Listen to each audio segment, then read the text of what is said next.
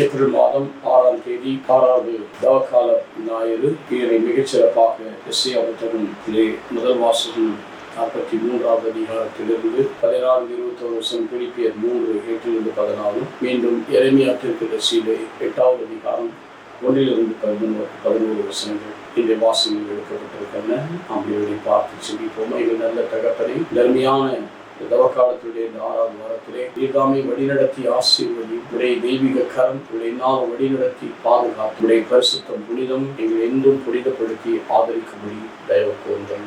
இந்த நம்பிக்கையில் உங்களை நோக்கி நாங்கள் வழிநடத்துகிறோம். யோவான் நற்செய்தி 8வது அதிகாரம் 1-11 வசனங்கள். இயேசு ஒளிமலைக்கு சென்றார். பொழுது விடிந்ததும் அவர் மீண்டும் கோயிலுக்கு வந்தார். அப்போது மக்கள் அனைவரும் அவரிடம் வந்தனர். அவரும் அங்கு அமர்ந்து அவருக்கு கற்பித்தார். மறைநூல் அறிஞரும் பரிசேயரும் விபச்சாரத்தில் பிடிபட்ட ஒரு பெண்ணை கூட்டிக் கொண்டு வந்து நடுவில் நிறுத்தி, போதகரை பெண் விபச்சாரத்தில் கையும் மெய்யுமாக பிடிப்பட்டார். இப்படிப்பட்டவர்களை கல்லால் எறிந்து கொள்ள வேண்டும் என்பதை மோசே நமக்கு கொடுத்த திருச்சட்டத்தின் கட்டளை. நீர் என்ன சொல்லுகிறீர் என்று கேட்டனர். அவர் மேல் குற்றம் சுமத்த ஏதாவது வேண்டும் என்பதற்காக அவர்கள் இவ்வாறு கேட்டு சோதித்தார். இயேசு குனிந்து விரலால் தரையில் எழுதி கொண்டிருந்தார். ஆனால் அவர்கள் அவரை விடாமல் கேட்டுக் கொண்டிருந்ததால் அவர் நிமிர்ந்து பார்த்து, உங்களில் பாவம் இல்லாத முதலில் பெண்மேல் கல்லெறியட்டும் என்று அவரிடம் கூறினார். மீண்டும் குனிந்து தரையில் எழுதி கொண்டிருந்தார். அவர் சொல்வதை கேட்டதும் முதியோர் தொடங்கி ஒருவர் பின் ஒருவராக அவர்கள் யாவரும் அங்கிருந்து சென்று விட்டார்கள். இறுதியாக இயேசு மட்டும் இருந்தார். அப்பெண்ணும் அங்கே நின்று கொண்டிருந்தார். இயேசு நிமிர்ந்து பார்த்து, அம்மா அவள் எங்கே என்று கேட்டார். அவர் எவர் உனக்கு தீர்ப்பிடவில்லை என்று கேட்டார்.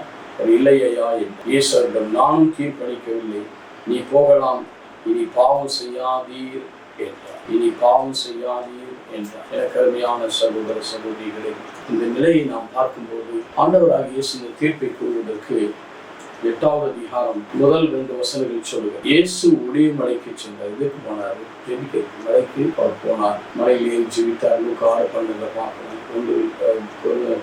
மார்க் 1:35 கற்களோடு இருந்து ஜெபித்தார். மலைக்கு சென்று ஜெபித்து விட்டு பொழுது விடிந்ததும் அப்போ இரவெல்லாம் ஜெபித்து இருக்கிறார். மீண்டும் கோவிலுக்கு வந்தார். எங்கே வருகிறார் பாருங்கள், முதல்ல கோவிலுக்கு வருகிறார். அந்த அமர்ந்து அனைவரும் அவரிடம் வந்தார். அவர் ஜெபிச்சுட்டு இங்கே வந்ததுனால அவர்கிட்ட நிறைய மக்கள் வந்தார். அவரும் அங்கு அமர்ந்து அவருக்கு ஜெபித்து அவர் இங்கே வருகிறார். மக்கள் அவரை தேடி செல்லுகிறார்கள். அவர்கள் அங்கு அமர்ந்து கற்பித்தார். ஆனால் பரிசேயர்களும் மறைநூல் அறிஞரும் பரிசேயரும் பிரச்சாரத்தில் பிடிப்பட்ட பெண்ணை கொண்டு வரார். இந்த கான்டெக்ட்ல பார்க்கும்போது இயேசு தான் பிதாவுடைய இரவோடு வந்தனால வெளி ஞானம் அவருக்கு எது சரி, எது நல்லது, எது உண்டது. தனியே பிதாவுக்கு உங்களுடைய உடலை பரிசுத்த வழியாக உயிருள்ள வழியாக கூப்பிடுங்கள். இதுதான் நீங்கள் செலுத்த வேண்டிய ஆன்மீக வழிபாடு. எது நல்லது, எது உண்டது, எது தலை சிறந்தது, 12 இந்த மாதிரி இருக்கிறதுனால தான் இவருக்கு அந்த ஞானம் இருக்கிறார். இதை சொல்ல வேண்டும். அப்போது அவர் சொல்லுவது கூட இருந்தாலும் இவரை கல்லால் எறிந்து கொள்ள வேண்டும் என்று சொன்ன போது அவர் என்ன செய்து கொண்டிருந்தார்? குனிந்து தரையில எழுதி கொண்டிருக்கிறார். அமைதியாக இருக்கிறார். அமைதியாக காத்திருக்கிறார். தரையில் எனக்கு அருமையான சொல்லி அவர் போகும் நேரத்தில் அவர் என்ன சொல்றாருன்னா, நிமிர்ந்து பார்த்து பாவம் இல்லாமல் கல்லெறியை பாவம்.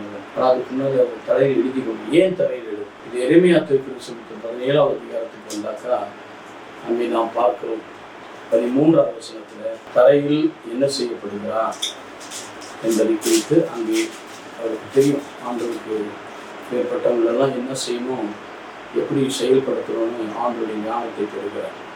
ஆண்டவரை, இஸ்ராயல் நம்பிக்கையை உம்மை புறக்கணித்தோர் யாவரும் வெட்கமும், உம்மை விட்டு அகன்றோர் தரையில் எழுதப்பட்டவர் ஆவர். ஏனெனில் அவர்கள் வாழ்விடிக்கு நூற்றாண்டை புறக்கணித்தார். பிதாவிடத்தில் ஜெபித்துட்டு வந்தவர் இவரை குற்றம் முடியும். அப்போ அவர் என்ன சொல்றாரு? கடவுளை புறக்கணிக்க விற்கப்படுவார். 2வது, உம்மை விட்டு அகன்றோர் தரையில் எழுதப்பட்டவர். தரையில் எழுதுன என்ன ஆகும்? இவங்க பேரெல்லாம் தரையில் எழுதினா மிதிப்படும், அது அழிந்து போகும், அது நிலைச்சு நிற்காது. இன்னைக்கு ஆண்டவர் இயேசு இந்த மாதிரி ஒரு ஜட்ஜ்மெண்ட் சொல்றாருன்றது இன்னைக்கு நாம் அதை போதிக்கிறோம். இந்தியவர்களும் அவர்களுடைய செயல்பாடுகள் அது மண்ணோடு மண்ணாக நோக்கி விடுகிறது. அதான் சிறுவில் ஆண்டவர் நம்பிக்கை கொண்டோர் யாவரும் விற்க புறக்கணித்தோ இந்த அகன்றோர் தரையில் எழுதப்பட்டவரா. ஏனெனில் வாழ்வெளிக்கு நீரூற்றாகி உண்மை புறக்கணித்தார். வாழ்வெளிக்கு நீரூற்றை அவர்கள் புறக்கணித்தார். இந்த நீரூற்றை அவர்கள் புறக்கணித்ததுனால அவர்கள் தரையில் எழுதப்பட்டவர்களாவார். இதுதான் எரேமியா 4:13 பார்க்கிறோம். மக்கள் 2 தீமைகள் செய்கிறார்கள். ஒன்று, தங்களுக்கு ஓட்டை கட்டி, 2வது ஜீவ தண்ணீர். இங்கே அப்படிதான் ஜீவனின் விட்டு விலகிவிட்டார். அதனால் தரை எழுதப்படும் போது அவர் வெட்கம் விட்டு விடாது. ஆனால் ஆண்டவர் பாதுகாக்கப்படுகிறார்.